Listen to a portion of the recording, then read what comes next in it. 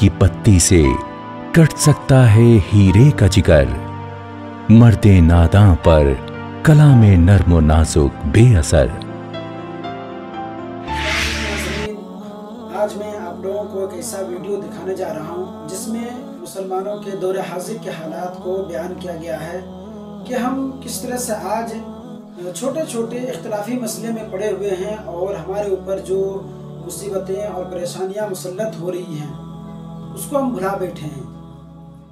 तो आइए हम उस वीडियो को देखते हैं और उससे जो इबरत हासिल हमें होगा उसको अपने ऊपर अपने समाज के अंदर दूर करने की कोशिश करते हैं। दारुल खिलाफा यानी मुस्लिम दौर हुकूमत की राजधानी बगदाद में हर दूसरे दिन किसी न किसी दीनी मसले पर मुनाजरे होने लगे, यानी डिबेट होने लगी।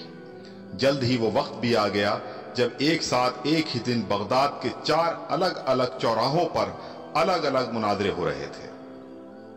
पहला मुनाजरा इस बात पर था कि एक वक्त में सुई की नोक पर कितने फरिश्ते बैठ सकते हैं। दूसरा मुनाजरा इस अहम मौजू पर था कि कौवा हलाल है या हराम है। तीसरे मुनाजरे में यह तकरार चल रही थी कि मिसवाक का शरई साइज कितना होना चाहिए।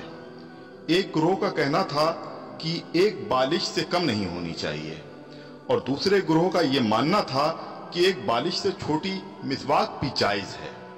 अभी ये डिबेट चल ही रही थी कि हलाकू खान की क़यादत में ततारी फौज बगदाद की गलियों में दाखिल हो गई और सब कुछ तहस नहस कर दिया। मिसवाक की हुर्मत बचाने वाले लोग खुद ही बोटी बोटी हो गए। सुई की नोक पर फरिश्तों की गिनती करने वाले लोगों की खोपड़ियों की मीनारें बन गईं जिन्हें गिनना भी मुमकिन नहीं था। कौवे के गोश्त पर बहस करने वालों के मुर्दा जिस्मों को कौवे नोच नोच कर खा रहे थे। आज हलाकू खान को बगदाद तबाह किए सैकड़ों बरस गुजर चुके हैं, मगर कसम ले लीजिए जो मुसलमानों ने तारीख से रत्ती बराबर भी सबक लिया हो। आज हम मुसलमान फिर वैसे ही मुनाजरे सोशल मीडिया पर या अपनी महफिलों, जलसों और मस्जिदों के मेंबरों से कर रहे हैं। दाढ़ी की लंबाई कितनी होनी चाहिए या फिर पायजामे की लंबाई टखनों से कितना ऊपर कितना नीचे शरई एतबार से होनी चाहिए। फिरके और मसलक के हमारे झंडा बरदार सिर्फ और सिर्फ अपने अपने फिरकों को जन्नत में ले जाने के दावे कर रहे हैं और दौरे हाजिर का हलाकू खान एक एक करके मुस्लिम मुल्कों को नेस्तनाबूद करता हुआ आगे बढ़ रहा है। अफगानिस्तान, लीबिया, इराक के बाद सीरियाई बच्चों की कटी फटी लाशों की गिनती करने वाला कोई नहीं है। बेगुनाहों की खोपड़ियों के मीनार फिर बनाए जा रहे हैं। आदम की नस्ल के नौजवानों, बूढ़े बुजुर्गों की लाशों को कौवे नोच नोच कर खा रहे हैं और हवा की बेटियां अपनी अस्मत बचाने के लिए उम्मत की चादर का कोना तलाश कर रही हैं।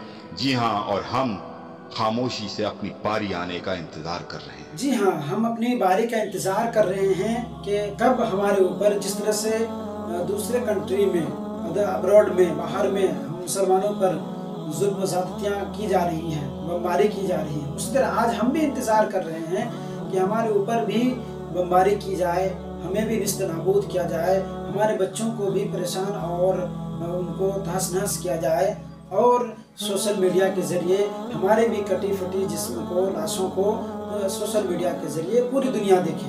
इस चीज़ का हम भी इंतज़ार कर रहे हैं। लिहाजा ज़रूरी है कि आज जो हमारे देश के अंदर जो हम पर परेशानियां हैं, हमारे ऊपर जो मुसल्लतें हैं, अज़ाब मुसल्लत हैं, उनको मिल करके हम एक साथ मिल करके उसको ख़त्म करने की कोशिश करें।